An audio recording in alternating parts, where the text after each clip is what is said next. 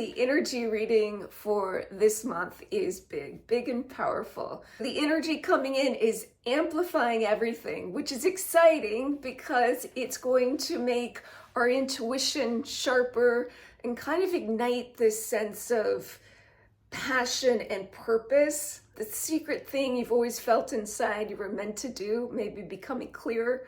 But the energy is tricky, as always, because it will also potentially amplify confusion and chaos and reactivity. So stay with me, because how you receive this energy and work with it is really going to change everything. So if you are new here, I am Ann Whitmer, and my work has been rooted in decades of practicing and teaching Yin Yoga, as well as studying and teaching yogic and Taoist philosophy and principles and elements of Chinese medicine, not so much from a theoretical perspective, but more as a way of living life. I created this channel to help you recognize and work with your own subtle energy and to refine your intuition in a more grounded and embodied way, so that you are living, as we say here, more intuitively, more in alignment and with trust, as opposed to falling back into stress and anxiety. So each month I do a energy read for the lunar cycle, which starts at the new moon. And I look at what the energy potentially feels like, what the opportunities are, and how we might navigate the energy with specific practices. So this month is pretty big. And I want to, let's just slow down for a moment, because as I share with you what came through for me, I want you to really take a moment and just feel into what lands in your body.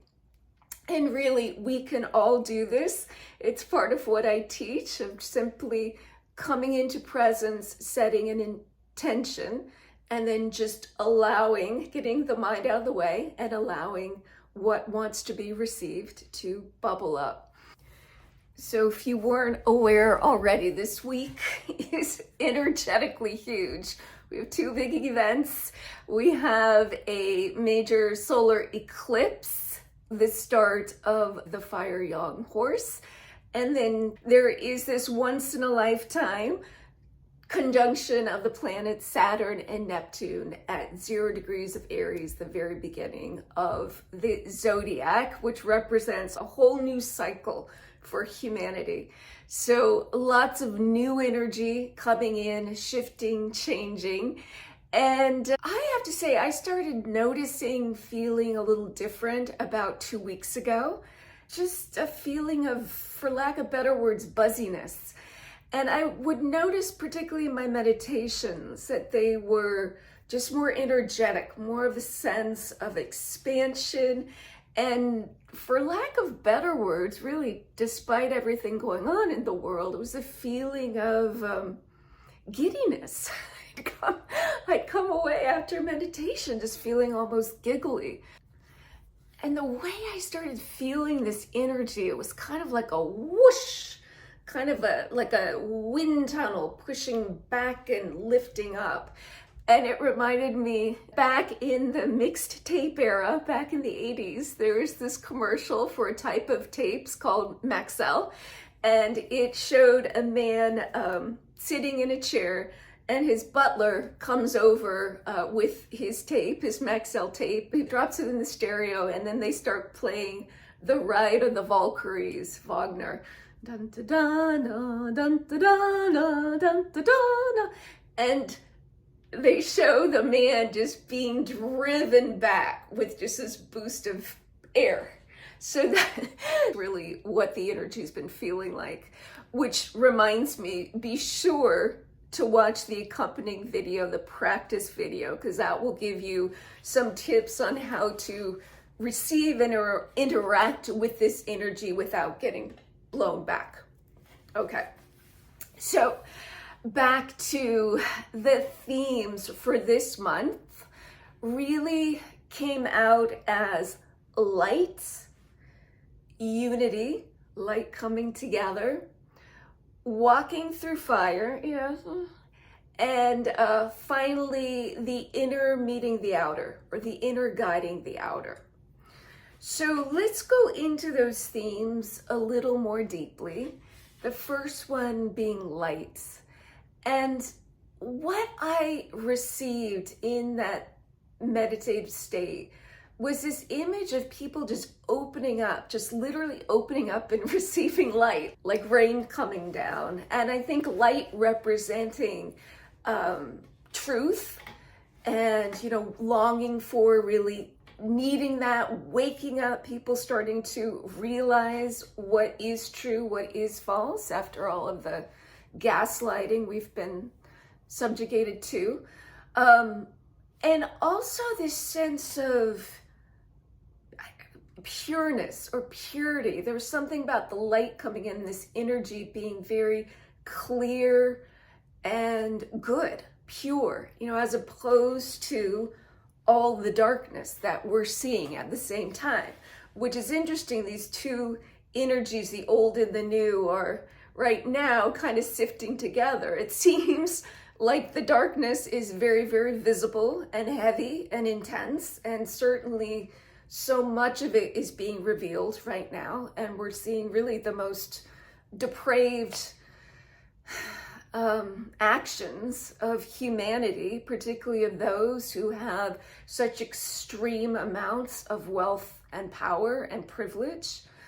And I think there is something to this. I think being exposed to the degree to which there is this darkness, and maybe we weren't aware of how many people were really involved in that darkness, it's actually lighting us up more. As we see it, there's this longing for truth, this longing for goodness, and this wanting to show up for those things. And I think we're starting to see that as well. If any of you watched the monks walk across the country and then hold that incredible global loving kindness meditation, I think that is a real symbolic image of the light rising as the darkness is being revealed. And I love the fact that the monk's dog, Aloka, the name of the dog, means light. So I saw all this light coming in, being received, and really starting to, I don't know if dispel the darkness is the right phrase, but becoming stronger than the darkness. And I saw the dark just sort of crumbling up like little pieces of paper dissolving into ash. And I'm hoping very much that does not mean destruction of evidence. I don't think so. It felt more just that the darkness becoming less and less powerful as the light gets stronger. So it wasn't so much the light fighting the darkness in that kind of dualistic sense. It was just the light becoming bigger and bigger, and the darkness becoming less and less relevant. And I saw it like these tiny little people acting like tantrumy toddlers, just in a corner, just yelling and screaming, but they had no power. So let's really dwell on that possibility. I also was reminded of the story of the Golden Buddha, which is a true story. You may be familiar with, I believe in Thailand, but I'm not sure, somewhere in Asia, many, many years ago, probably thousands of years ago, there was the creation of this golden statue, a Buddhist statue that was pure gold. And because it was so valuable to protect it from thieves, the monks painted it, I believe, gray to make it look more like stone. And it stayed hidden in plain view for years and years and years. And then at some point, I don't know if the paint started to chip away, but eventually the gold started to be uncovered. And then when they finally got rid of all the paint, there was this incredible huge pure gold statue of Buddha.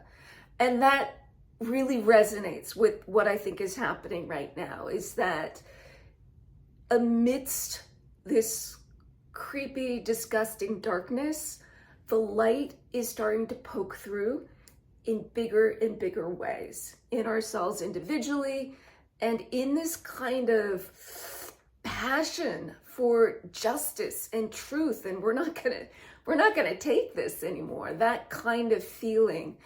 And that really leads into the next theme, which is unity, because part of how this light gets bigger is by all these little individual lights coming together. And I see that in a couple ways. I see that literally as people gathering, either to stand up for the truth in protests. I see that coming a lot and stronger, particularly in the summer, but also coming together to amplify and raise the consciousness through collective meditation and prayer. And maybe you participated in the event, the Global Loving Kindness Meditation with the monks. If you did, you know it was very palpable, that feeling of what happens when a group of people all over the world, they don't even have to physically be together, but coming together with a shared intention is so, so powerful. And I see this happening more. I see events where we have the opportunity to meditate together with people all over the world. And I don't know, I got the sense that this may be happening with people in America and people in Iran coming together to meditate, and that shared desire, not just for peace, but for justice for the people. So I hope that happens. Okay, so that's all the light. There was, I don't want to say challenging, but there was one thing that dropped in that's a little more intense. And that was the image of fire, and specifically people walking through fire. So what I saw was these buildings burning, and it looked to me like the scene from Gone with the Wind where Atlanta is burning. And I think that's very significant, because then I also saw images of famous Americans from history. I saw Lincoln, I saw MLK, I saw who I think is Sacagawea. It was a female Native American. And I saw a male Native American, some kind of leader on a horse. But I looked at some different images and artwork, and I couldn't place that particular leader. But definitely strong leaders of America. I also heard the song, which is such a juxtaposition between this image of Atlanta burning and the heroes of America. And then I heard this song by the Eagles. You know, my spirit guides are always tuned into the classic rock channel. It was Take It to the Limit. And so I'm seeing these images in my mind, and then I'm hearing, you know, the tune. And, you know, I immediately thought, that's weird.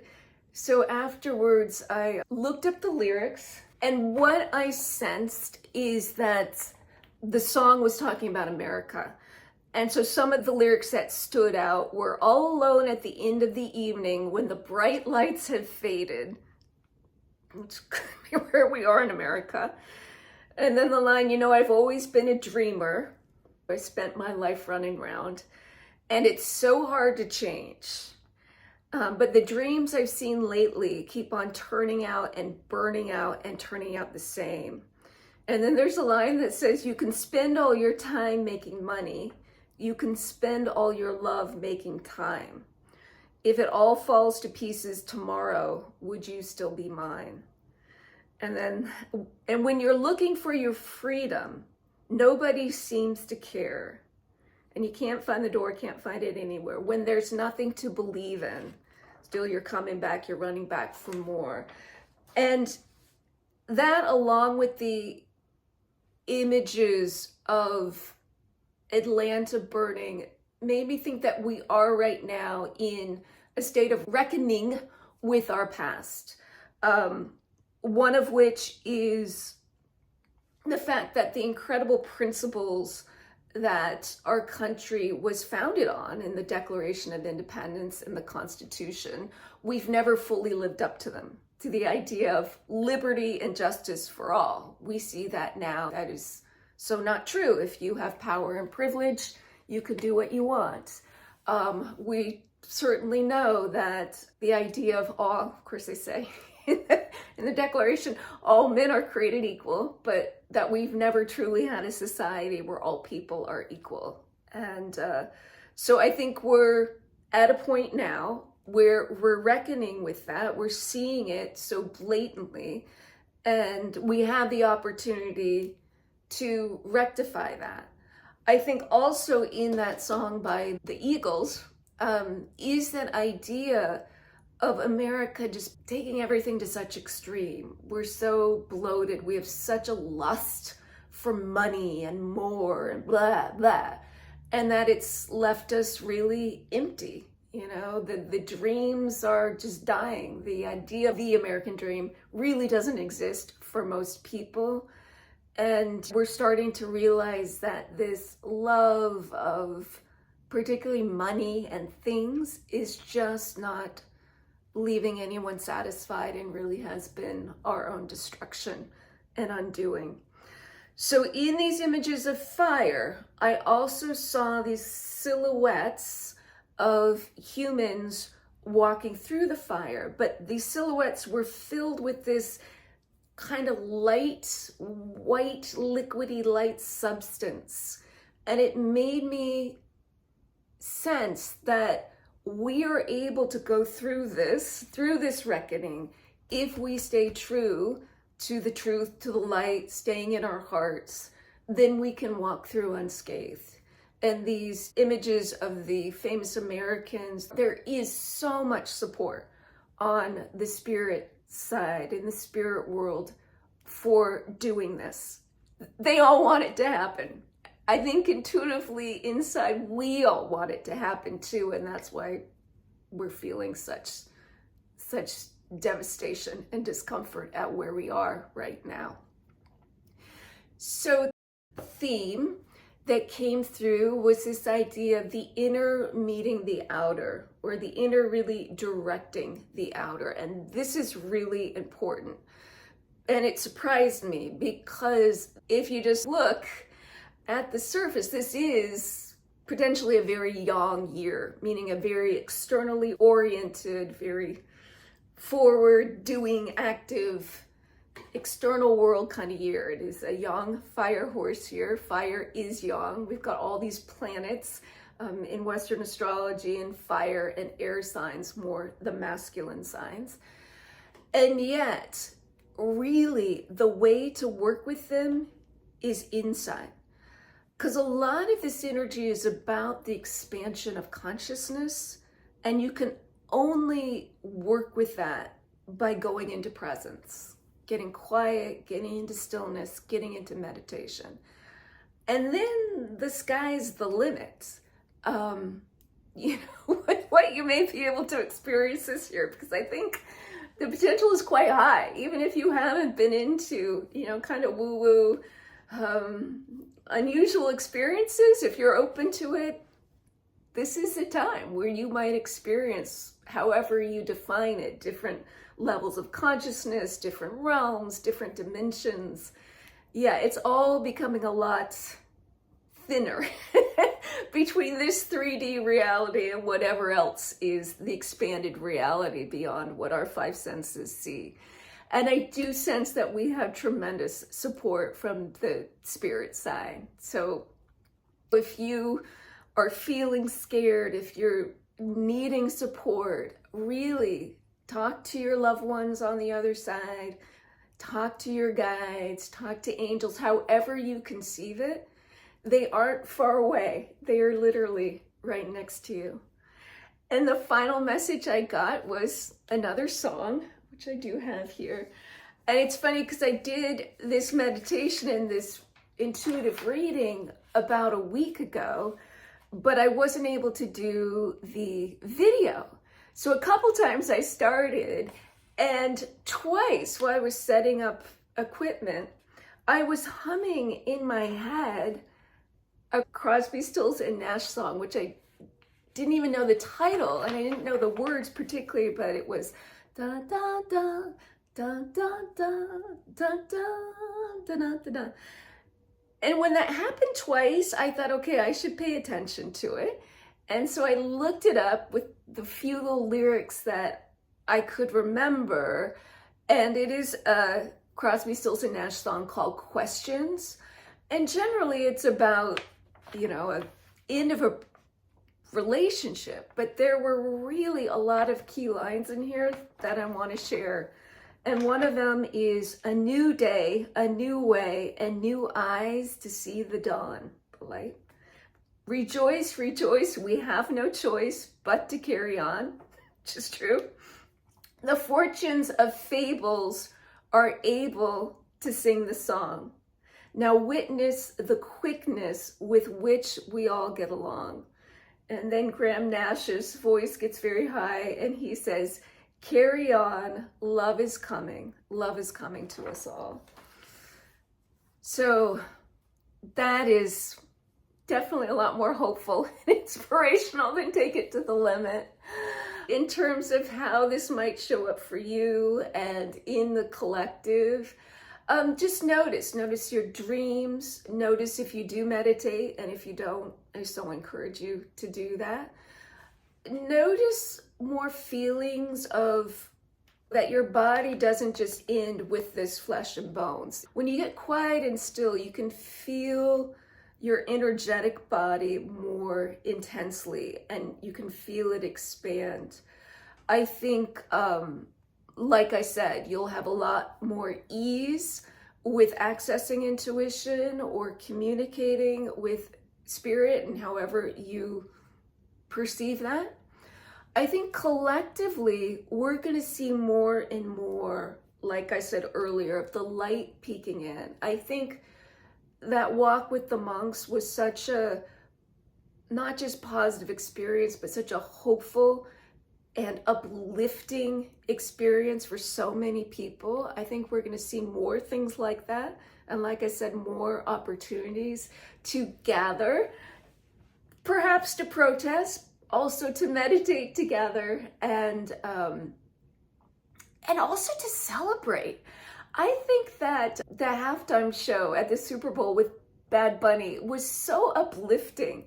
And I think we're going to see more of that, people being just celebratory, being together and celebrating and singing.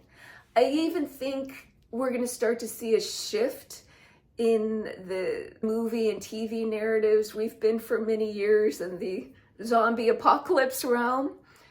And I think we're going to start seeing more stories of the good overcoming the bad, that traditional heroic story, particularly of the humble overcoming the powerful and privileged. We've been watching at home The Knight of the Seven Kingdoms, which is that story of this knight who comes from very humble beginnings and really stands up, not just for the true code of ethics of knighthood, which is defending the vulnerable, but also knocking down the power and privilege and complacency of those who have lost their way in terms of staying connected to their heart. So that's a lot. Just really notice what resonated the most. Some will, some may not. Be sure to watch the next video because this is going to give you ideas of how to more skillfully work with these new energies. And if you did like this, please just hit that like button. And if you haven't yet, go ahead and subscribe. Unfortunately, this is the only way that YouTube gets these videos out to more people is through the engagement in the comments as well as the subscriptions. So I really appreciate you being here, supporting this work. And I hope that it brought you a little hope and a little light. And we'll get back together next month and see where we are collectively. Till then, thank you so much.